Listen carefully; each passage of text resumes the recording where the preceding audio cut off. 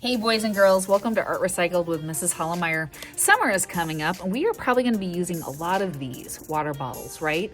Well, instead of just throwing them in the trash or recycling, let's try to think of something we could do with these for art. So I was looking at the bottom of it and I was also looking at the blossom on my crabapple tree, and I thought, you know what, the bottom of this looks a lot like the blossom on my crabapple tree. What if I decided to take this water bottle and use it as a printing object with paint to create a lot of different things? And that's what you're going to see me do in this video. We're going to fast forward through many different ideas for art projects with these water bottles.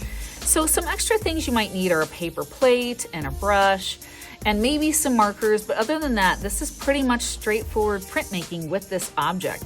Now, tempera paint is going to work the best. Acrylic paint tends to be a little too thick. You could water it down though. And watercolor paint tends to be a little bit too watery. So some type of poster paint, tempera paint is gonna be your best bet.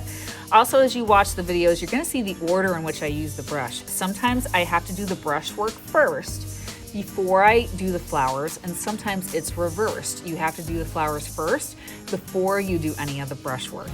So let's go ahead and see what we can make with this. Besides crabapple trees, we could make lupines, we could do fireworks, we could do regular flowers, we could do hydrangea bushes. And again, you're gonna kind of see me figure out which order I should use these items in sequencing, all right? So let's go ahead and see how many fun ways we can paint with water bottles.